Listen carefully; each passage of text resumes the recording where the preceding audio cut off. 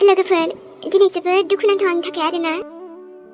नैबेयावहाय आङो 20 मिनिटसोनि भिडिअ बानायखाबायमोन आरोना गासिबो जाखाजोब्बायमोन भइसखौबो होखांखाबायमोन बेकग्राउन्ड जि मोजां बानायखाबायमोन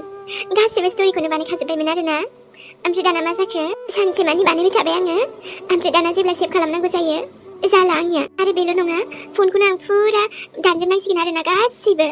अब्लालाय आरो मा थाबावगोन लोगोफोर एपखौबो गोदान लाफिननांसिगोन फट' आरो बायदिसिना दिनै एथ' मोजां बानायखानाय भिडिअ'आबो थांफिनजोबसिगोन ओरैनो बानायगारबाय आङो ओमफ्राय फनाथ' गासिबो जिर' जाखासिगोन जेबो थाखानाय नंलिया